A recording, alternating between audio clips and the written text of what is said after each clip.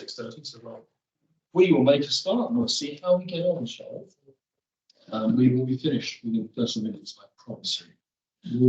I said 20. Some other meetings getting online. So apologies, we have the report Bob and Rupert Curl, they're both saying themselves in places. Any declarations of interest? I'm going to declare another keen interest in the handle item because I want to have regular opportunity. So Ian will be chairing that item, and I will stay stunned because I don't want to give any indication that I've taken any view at all on the planning application. I'm entitled to take a view on the planning policy, but not the planning application, which will eventually, after more than 2 years, get to committee. We think our planning application has been a long time. This one's already 2 years.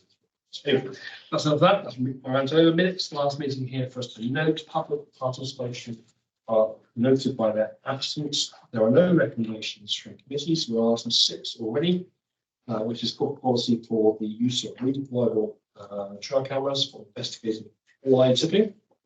And there is a recommendation here, which we discussed previously.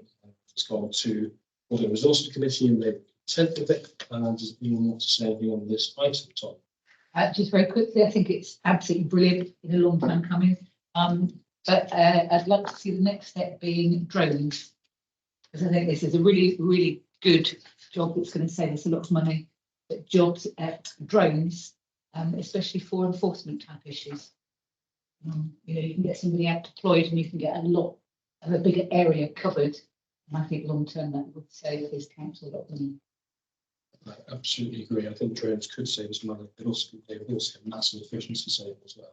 In terms of staff time, use likely benefits the public sector. No reasons why we shouldn't do that. I think in the planning function generally, actually, and all sorts of other regulatory areas. Anyone else on this one, James? Well, just I mean, it seems great as a policy and all the rest, but the time and money that it involves is that's not detailed in this document as such, is it? And it's the implementation which becomes quite critical. And the other, which is just a query or a comment, and the other one is that I think it's great where we're prosecuting fly tipping and finding fly tippers, but there is also protection in here, I do believe, for personal liberty of people who are up to, you know, a bit of snogging in a car or something like that. Things which could move on from that. In other words, personal liberty is protected. Sure, we can redact those. Thank you. Images. Or flog them on the internet. Yeah, wow. Right, good point. That's a very good point. Clearly, we've got to take this stuff very, very seriously. Because it's what you say. But in terms of the policy objective, we have spent an enormous amount of staff time on those some fly tipping sites that are just repeat.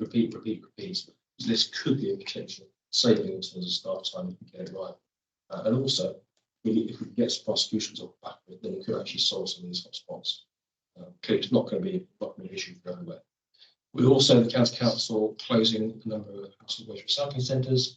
There's the perception, we don't know whether it'll turn into reality, that fly tipping will be increasing those places that are lost recycling centres. So in our borough, that's sort of Hedge End, Fair Oak areas where closure managed to RCs is all the point. Anything else? Just very quickly to add to that, not only is it manpower time that we will save in this, it's also what we've collected, we've then got to dump as well. And one particular road in my area was on a weekly basis was actually being shut by the police because of the dumping that literally went on in the middle of the road. Right. Thousands and thousands.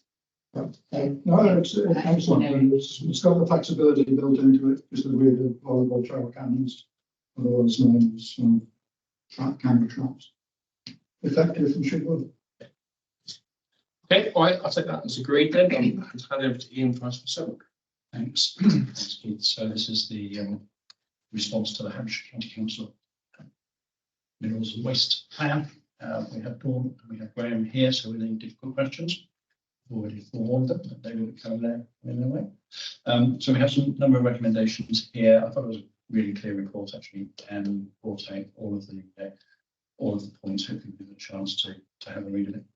From my point of view, just reading through a couple of points, the transport review is only coming amber.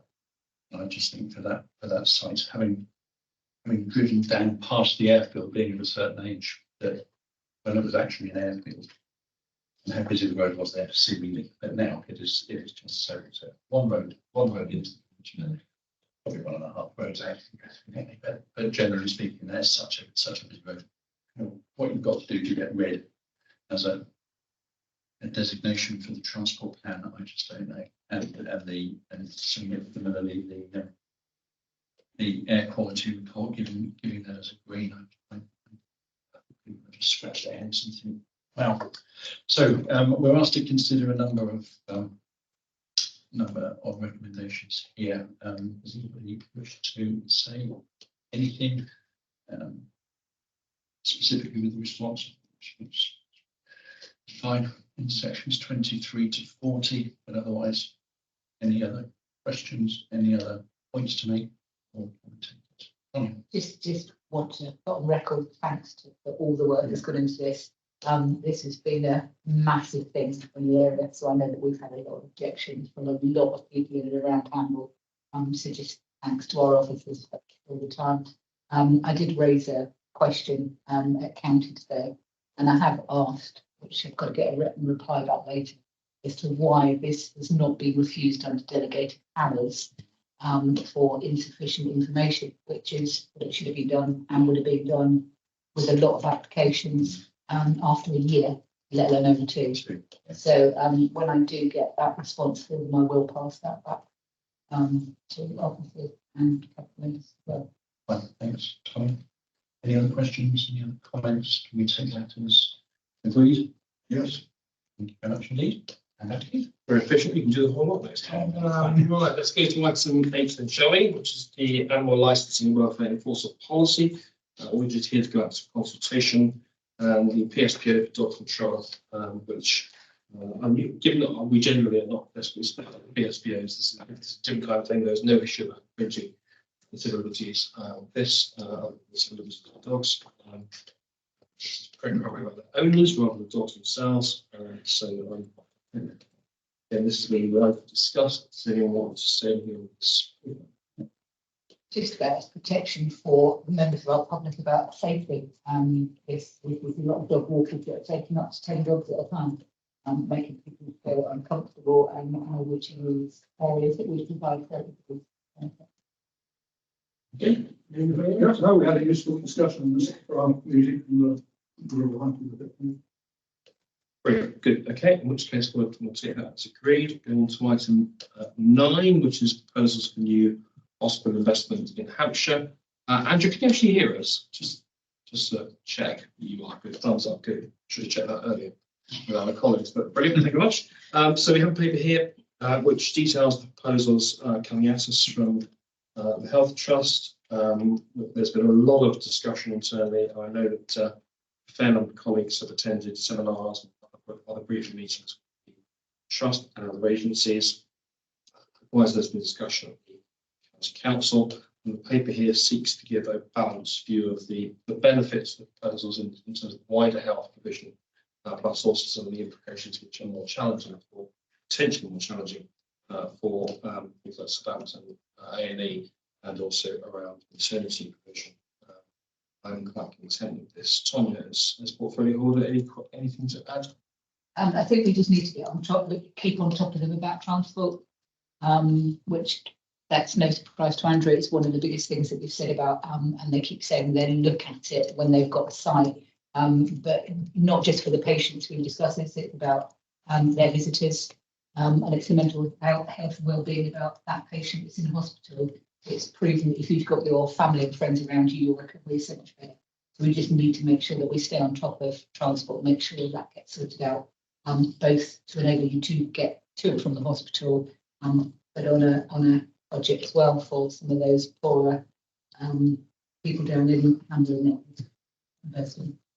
Okay, good. Thank you. Anyone else? Sorry, this one. Yeah. Well, only just to say, Tonya and I were both here for the presentation and looking at various fairly senior members gave, wasn't it? They were certainly we challenged them and did ask difficult questions. I think from my point of view, the thing that would have really helped all the people in the room, someone from Southampton, to actually, from the horse's mouth, to actually say, actually, is fine, or actually it's not. And the fact there wasn't someone there, it was just a little bit odd. I never having discussions, but no, I'm happy with the response. Yeah, James? Well, yeah, I mean, at that consultation, where I must say the attendance was a bit sparse, even including the attendance online, which was, and there were more of them than there were presenting, than there were of us participating, being presented too, I do believe. And what was really railroaded home was the fact that box top people will migrate to Southampton Hospital North. So the transport issue is really critical, as this report says. But the reality, which they seem to accept, because I think, I mean, he asked the question, somebody asked the question of the £700 million, shouldn't some of that recognise the reality that Southampton Hospital is going to have more pressure on it, because people are able ultimately to make their own election on this, and they and their relations will elect for the Southampton Hospital. And they said that they actually had asked central government that some of that 700 to 800 million, could that be diverted to actually improve and enhance Southampton Hospital's capacity? And they were told no, because this project is a project about 40 new hospitals. It's eye-catching, it's a political drama, which is not likely to be able to do it. That part, which is a sort of political statement, you could say almost, the reality of what we're presenting here is good and strong. Okay, thank you, James. I was just going to say, I was going to say exactly the same. I was really disappointed with the amount of people who turned up, because it will affect every resident in the borough and beyond, whether that's, you know, visiting the same hospital they do now or going to a different one. But again, I should have said thank you to Andrew for putting that together and all the work that's gone into it so far. I know that there's been an awful lot of work that you've had to do with this one. And the NHS and partners aren't the easiest to work with. So thank you very, very much for that. Yes, it was very well coordinated, well organised. Thank you. Yeah, we've got thanks for that, everyone. We've got a good reputation for working with the health sector, and I don't blame them actually, because they are having to function in a dysfunctional set of structures for governance, with ever changing political demands on them. Along with their restructuring. My guess is that some of the issues that we've been discussing here might get picked up further down the road if this project survives the general election and is moved forward. The fact that a Labour government will have 2 Labour MPs in Southampton is likely, I suspect, to address some of the issues about investment in Southampton health provision in a way which isn't perhaps a priority. Right, good. We'll take that as agreed then. Thank you, Andrew, for coming in online. We can go on to a suite of financial papers. We normally simply refer the budget papers direct to council, which I'm sure we're happy to do.